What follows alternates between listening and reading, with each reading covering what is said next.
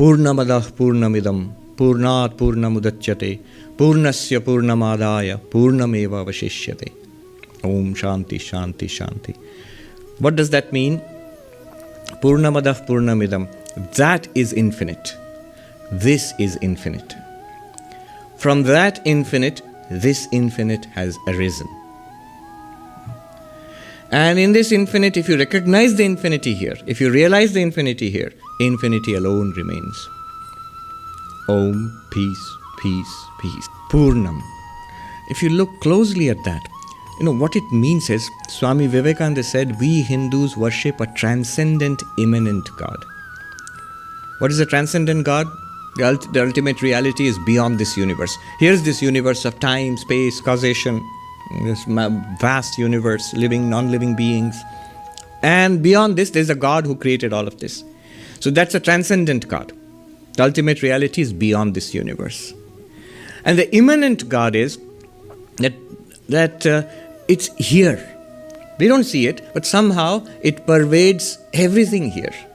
Every being here, every place here, every time here. So through time and space and all existing things, there is one reality which is invisible to us, but that ultimate spiritual reality is here. And according to this mantra, it is the same reality. That reality which is transcendent, which religions talk about as the God of the universe, is also present right here in this universe, in and through all beings, a transcendent, immanent. We'll see how that can be possible. Let's look at this verse a little closely, mantra, and we'll understand what is meant here.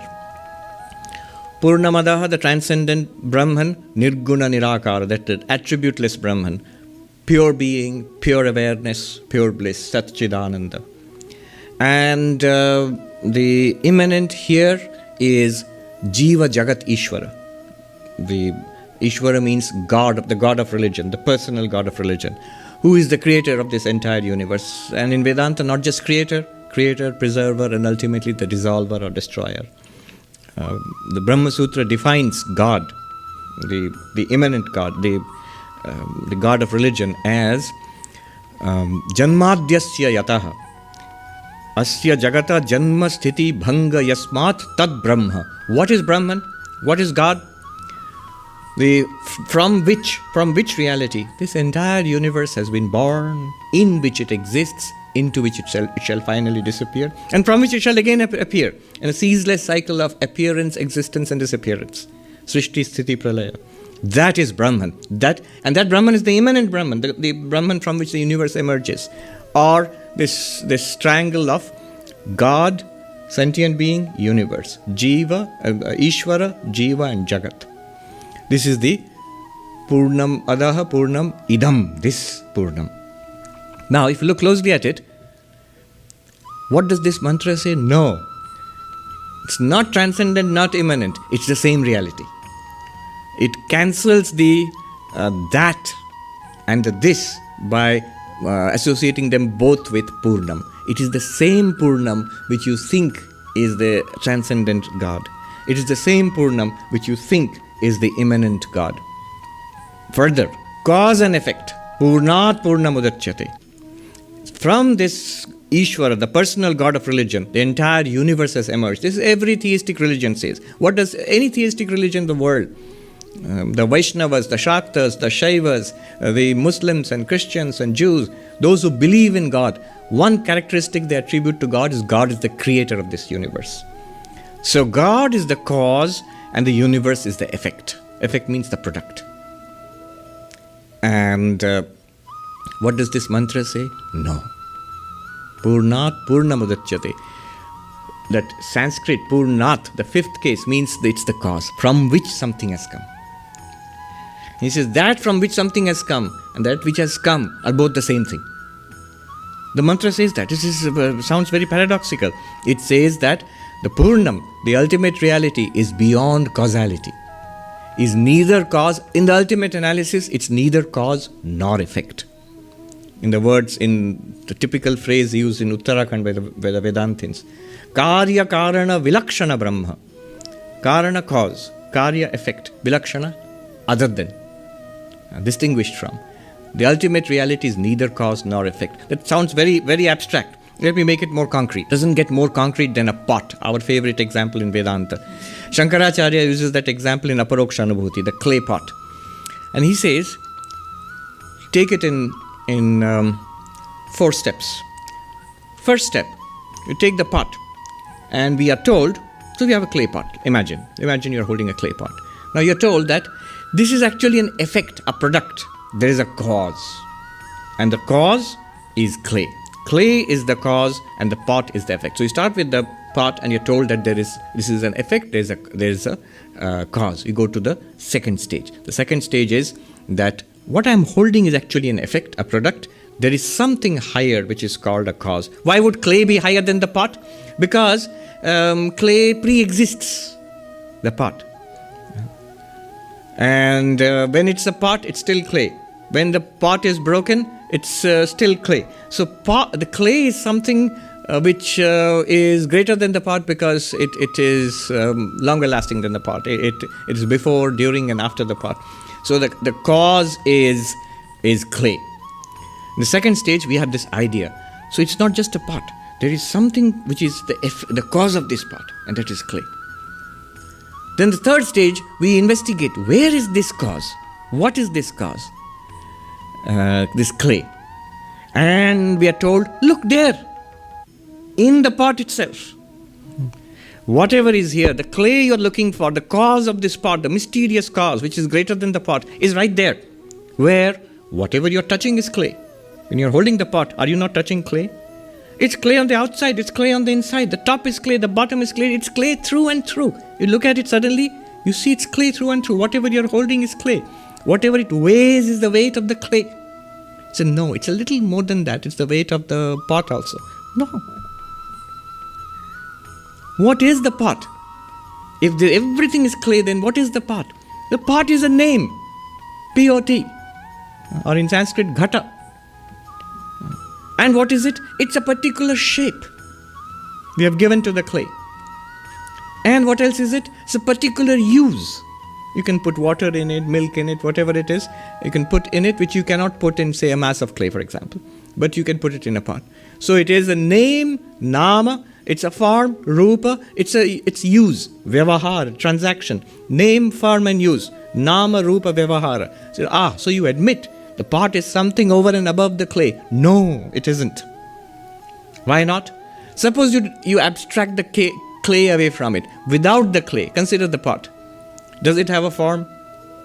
A little ghostly form, if you take all the clay out of it, sort of floating in the air like a shadow? No. Take the clay away. What will happen? Can you put water in the pot anymore? No. Can you use it for anything? No. It is unusable. Avyavaharyam in Sanskrit. Then the name pot, what does it refer to? What does it refer to? It refers to nothing. You see, when there is no form anymore, when there is no new use anymore, the name pot, what does it refer to? Nothing.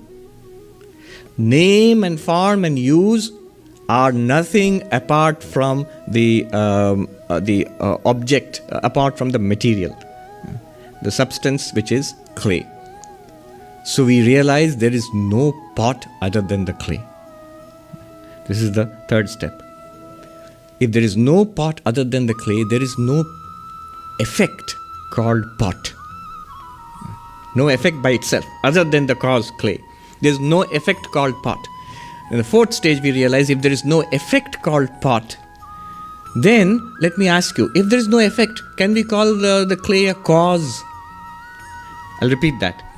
If nothing has been produced, can you call something the producer? What did it produce? Nothing. If there's no effect, was the clay a cause of? Nothing. So what we have in the fourth stage is, since there is no substantial reality called an effect, you cannot call the clay cause. The clay in itself is neither cause nor effect. Magic. You're still holding the same pot, by the way.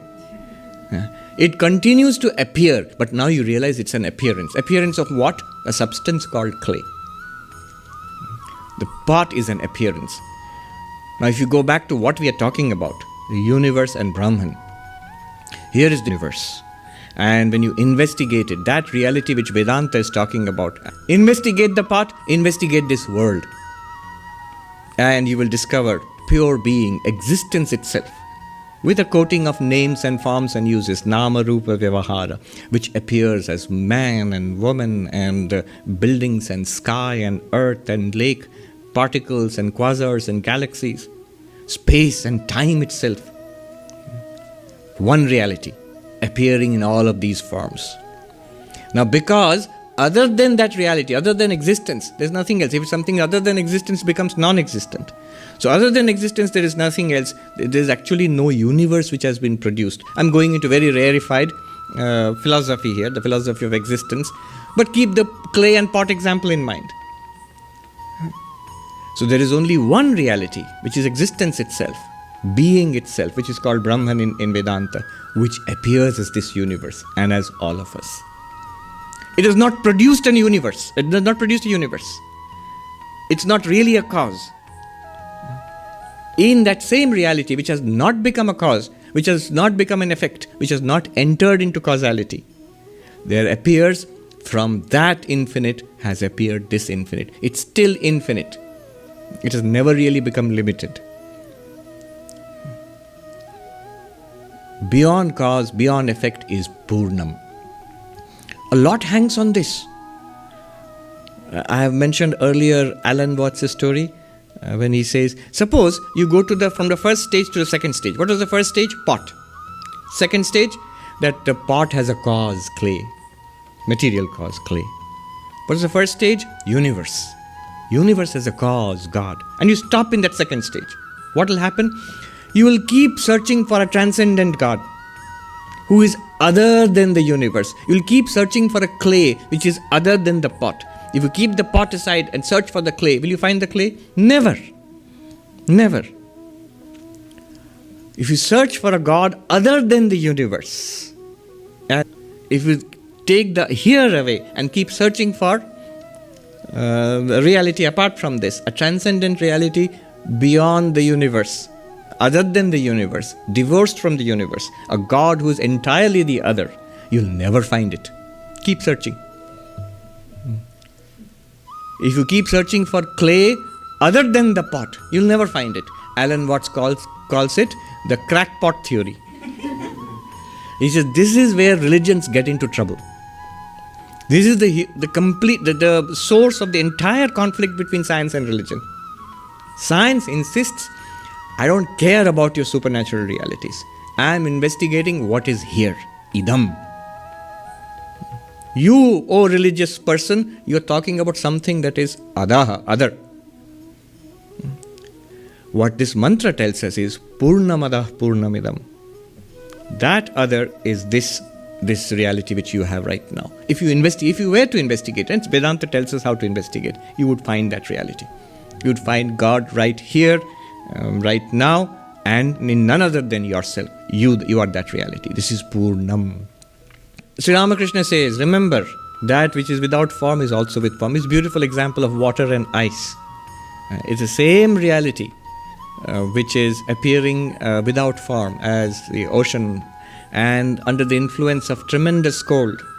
He gives the example Bhaktir Him, the intense cold of the intense devotion.